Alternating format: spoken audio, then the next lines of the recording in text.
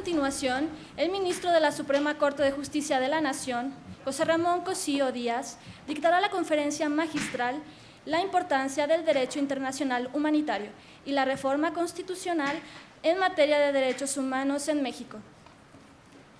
Antes de ello, me permitiré dar lectura a la reseña curricular de nuestro ilustre conferencista.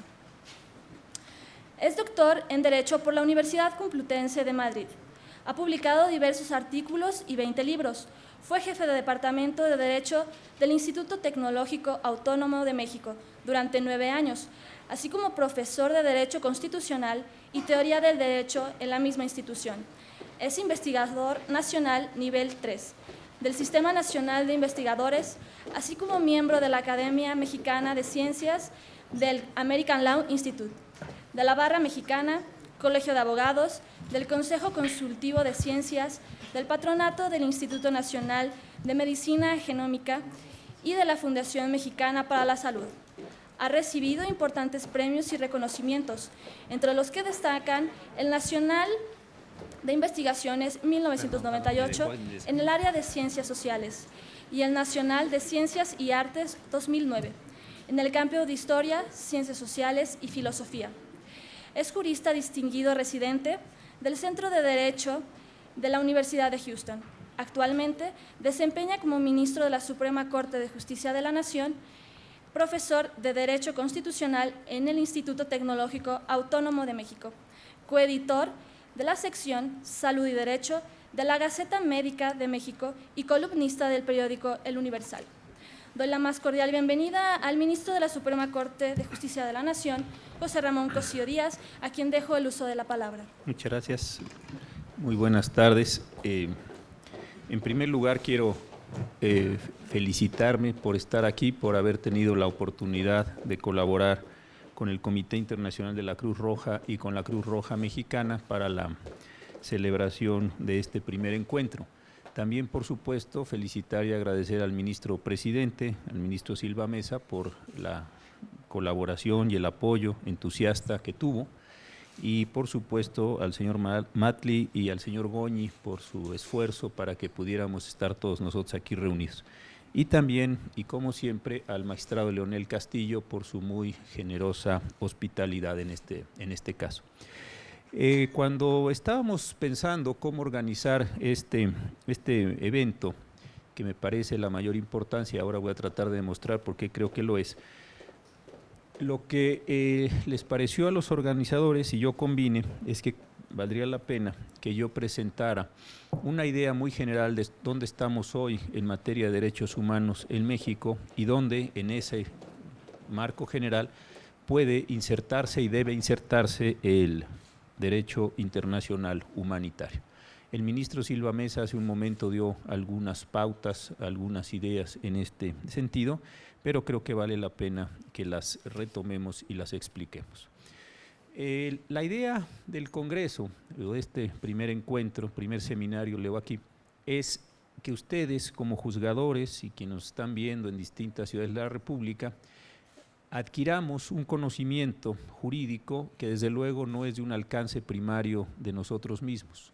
En realidad, muchos de los que estamos aquí no tuvimos la fortuna de estudiar derechos humanos cuando pasamos por la universidad.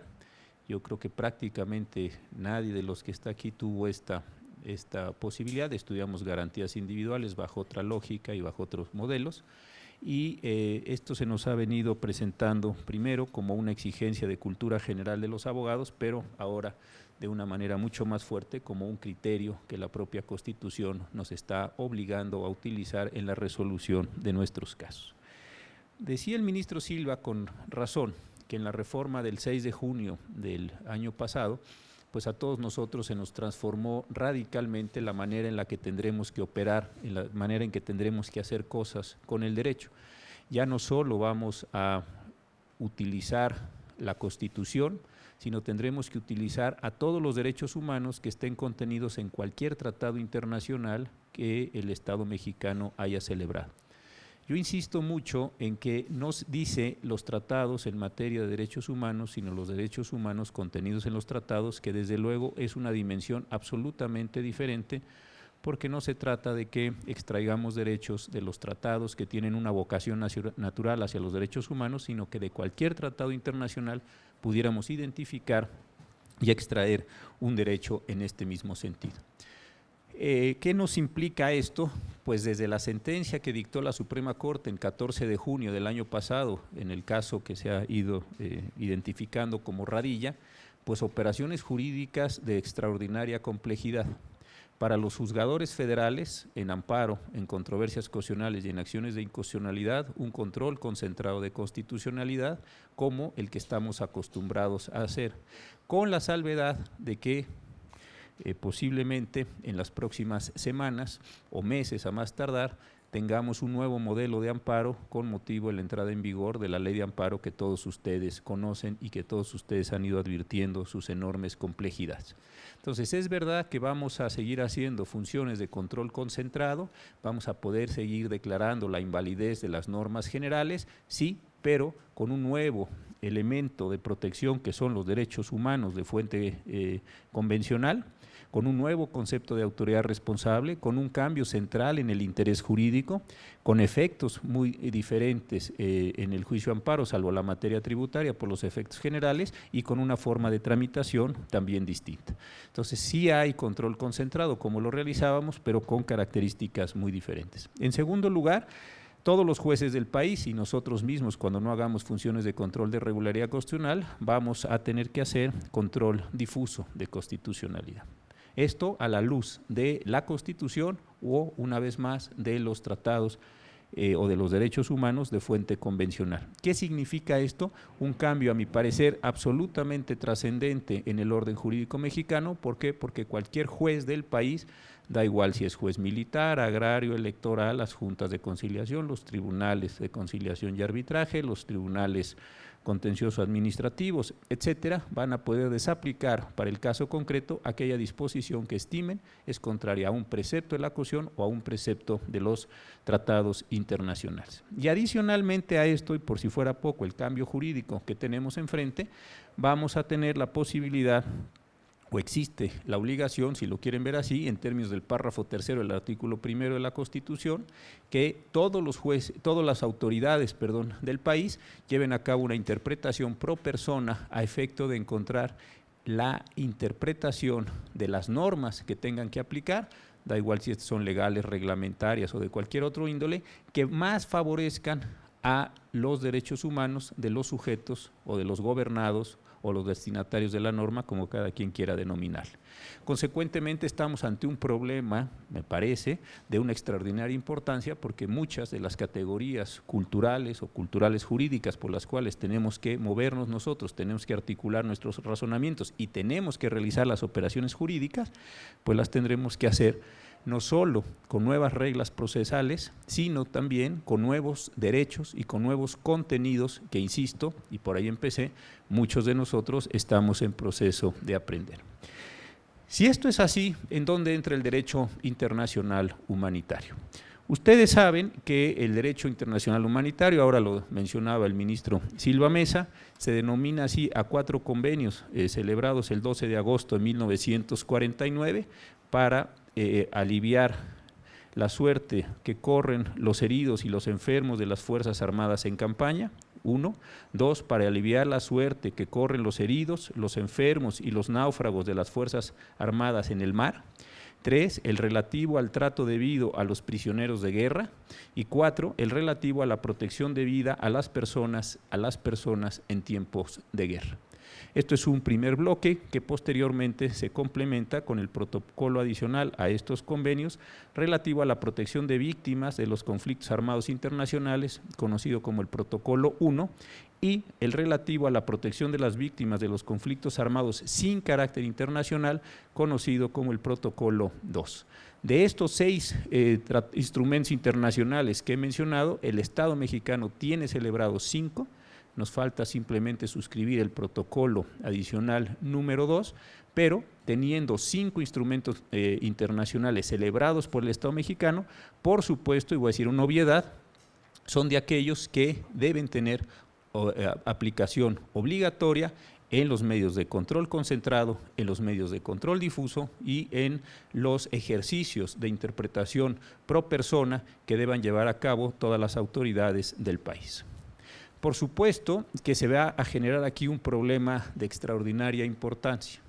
El primero, ¿es el derecho humanitario o cabe el derecho humanitario, caben estos 5 instrumentos internacionales dentro de la definición de derechos humanos que consagre el artículo primero y que consagre el artículo 103 en la especificidad del juicio de amparo? A mí me parece, y en esto creo que no hay ninguna discusión importante en este sentido, lo planteo como un problema, pero creo que tiene una respuesta relativamente generalizada, sí forma parte del derecho o de los derechos humanos. ¿Es parecido? Pues sí, lo decía el ministro Silva Mesa con precisión, buscan ambos proteger la dignidad de la persona, lo que tienen son condiciones de aplicabilidad distintas. ¿Por qué? Porque el derecho o los derechos humanos se aplican en toda condición y los derechos derecho humanitario, las especificidades del derecho internacional humanitario, solo en condiciones de conflicto armado. Y aquí me parece que entramos al tema más complejo que se nos puede presentar en el país y se nos puede presentar como juzgadores en los próximos años. Mucho se ha discutido si México vive o no en una situación de conflicto armado. Yo no soy quien, y menos como funcionario judicial, para calificar la situación que estamos viviendo en el país como o no conflicto armado. Sin embargo, hay algunas organizaciones no gubernamentales, hay algunos segmentos de la población que, dando buenas razones, no es que yo la esté convalidando, simplemente la estoy especificando, consideran que la situación que está viviendo el país puede ser o puede estar cerca de ser una situación de conflicto armado.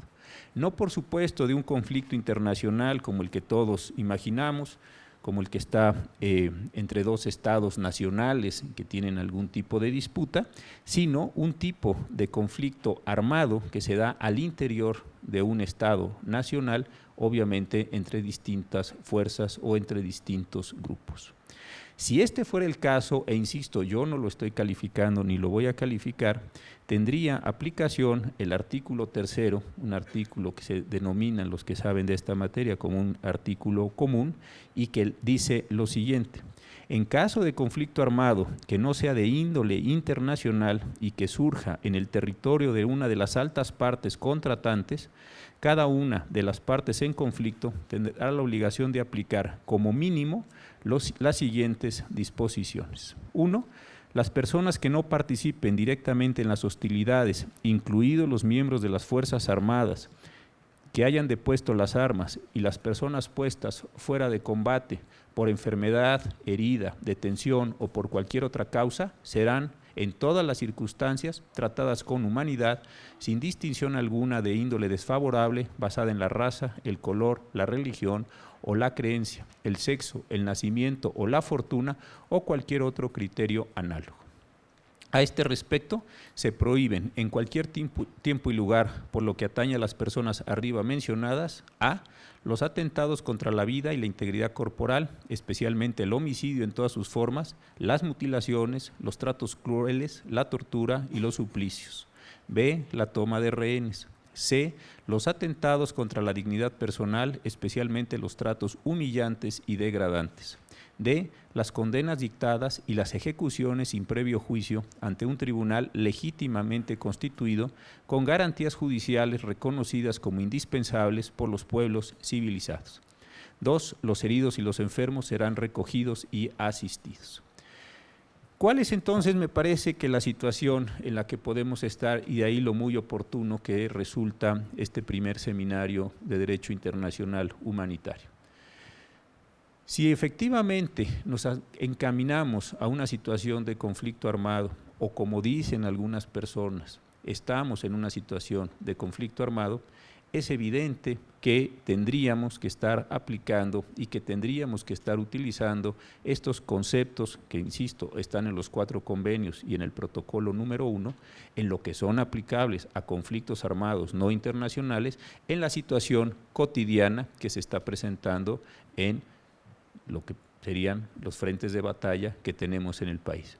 Si no es el caso de que podamos considerar esto un conflicto armado, y también aquí insisto, no me comprometo a ninguna de las dos condiciones, bueno, pues de mantenerse las cosas como van, de seguirse incrementando la situación que estamos viviendo, podría, y lo pongo en esta condición, podría llegar el Estado mexicano a tener una situación que desde diversas instancias internacionales fueran de conflicto armado. Y esto entonces sí me parece que es de extraordinaria importancia que nosotros como juzgadores, e insisto, para las funciones de control concentrado, control difuso o interpretación pro persona, en las modalidades de control constitucional y muy en particular de control de convencionalidad, tengamos conocimiento de los diversos elementos que conforman estos 4 convenios y el protocolo adicional, en espera de que el Estado mexicano en su momento llegara a la ratificación del segundo protocolo adicional y también formara parte de los 6 instrumentos por los cuales nos tenemos que regir. Por supuesto que ninguno de nosotros desearíamos que estar en la condición en la que tuvieran que aplicarse plenamente estos mismos protocolos y estos mismos convenios. ¿Por qué? Porque eso significaría que efectivamente estamos en una situación clara, precisa, determinada de conflicto armado. Pero creo que aún así, aún en el caso en el que nosotros no estemos en esa situación, es de una extraordinaria importancia conocer estos mismos elementos de derecho internacional humanitario. ¿Por qué razón? Porque al final de cuentas, me parece, nos llevan a un ejercicio de sensibilización acerca del uso de los tratados internacionales que, aun cuando no fueran estos los directamente aplicables, sí nos permiten movernos, entender, trabajar, utilizar las distintas categorías, las distintas jerarquías que tienen estos tratados para la realización de nuestras operaciones jurídicas, cada uno la que tengamos que realizar en la función de nuestras actividades. Yo creo que una de las cuestiones preocupantes de la reforma el 6 de junio es que, insisto, entró en vigor esta reforma, qué bueno que entró en vigor, qué bueno que tiene esa potencia, qué bueno que genera las expectativas que tiene, qué bueno que el juicio de amparo es un medio protector ahora no solo de garantías individuales, sino de derechos constitucionales de fuente constitucional o convencional, pero creo que en términos de la cultura jurídica del país sí tenemos que hacer enormes esfuerzos de adecuación, de entendimiento, de conocimiento de ese derecho internacional, de los derechos humanos o de ese derecho internacional humanitario, insisto, para transformar más que primero las operaciones cotidianas que hacemos, las categorías jurídicas y la forma en la cual nos estamos o tendremos que operar hacia el futuro. A mí me parece que es el elemento central. Es muy importante por las condiciones sociales, políticas, armadas del país conocer estas materias, pero creo que es tan o más importante adquirir esto que, insisto, y perdón la reiteración, es una sensibilización a una materia que no es de un uso común. Si ustedes analizan lo que se dijo en el caso Radilla, quedaron muchos hilos sueltos. No era una sentencia como para resolver todos los problemas que da lugar el control concentrado ni el control difuso, ni mucho menos la interpretación pro persona, simplemente se modeló para saber de qué forma tendría que ser recibida la sentencia Radilla que dictó la Corte Interamericana e interiorizada, por decirlo de esta forma, al orden jurídico nacional. Pero ahí hay una gran cantidad de temas sobre el alcance, por ejemplo, de la interpretación que están haciendo los órganos encargados de la aplicación directa de la administración, déjenme ponerlo así, del correspondiente tratado o de la correspondiente convención. ¿Qué quiero decir con esto? Nosotros estamos obligados como autoridades nacionales no solo a aplicar el convenio internacional o el pacto, sino la convención o el pacto, sino estamos obligados a aplicarlo en los términos que lo interpreten los órganos correspondientes o no. Un grupo de ministros dice que sí, otro grupo de ministros dice que no, las mayorías son bastante exiguas en este momento y no hay una definición perfectamente constituida. Lo mismo, vamos a analizar los convenios. ¿Qué vamos a hacer con el derecho internacional consuetudinario? Si nosotros tuviéramos que en este momento aplicar los convenios, o mejor dicho, si aceptáramos que estamos en una condición de conflicto armado, el conflicto armado no se resuelve solo con la aplicación de los convenios. Tenemos que ir a entender que hay otras fuentes de enorme complejidad. Nosotros no estamos acostumbrados por el sistema jurídico, la familia jurídica en la que trabajamos, la romano-germánica o romano-canónica o el civil law, como ustedes quieran denominarlo, a operar con costumbre. Nos cuesta trabajo entender inclusive a veces la explicación del costumbre en un sistema básicamente codificado, y tendríamos que empezar a hacer operaciones en este mismo sentido. Entonces, ¿qué me parece de extraordinaria importancia? Entender, y voy terminando, que tenemos un nuevo modelo de derechos humanos en el cual tiene una clara incorporación el derecho internacional humanitario. Tenemos un nuevo modelo de juicio de amparo que le da cabida a todos los derechos humanos de fuente convencional. Y adicionalmente tenemos un nuevo modelo de control de regularidad constitucional y convencional, concentrado y difuso, más el principio pro persona, y tenemos una situación de violencia en el país con una encuesta de 50,000 muertos al menos, con una publicación que salió hoy en el Diario Oficial de una lista nacional de desaparecidos, que es una situación muy de llamar la atención, que el Estado mexicano haga un registro nacional de personas desaparecidas, en una situación que se nos puede decir que no es de conflicto armado, pero tener una lista nacional, un registro nacional de desaparecidos no es una cuestión trivial, y que me parece nos está presionando fuertemente hacia una situación en donde existe la posibilidad, y lo digo con un gran cuidado, de llegar a la aplicación de estos convenios de Ginebra y el protocolo adicional.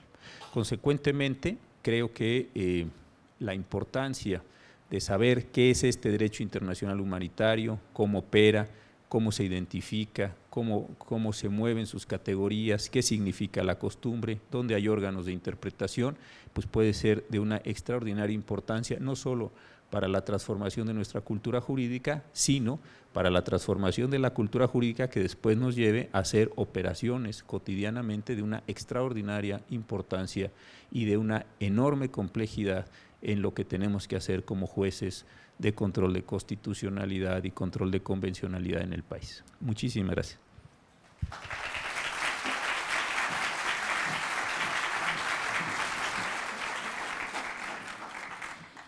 Agradecemos a nuestro ilustre conferencista, el ministro José Ramón Cosío Díaz. Y lo despedimos con un aplauso, por favor.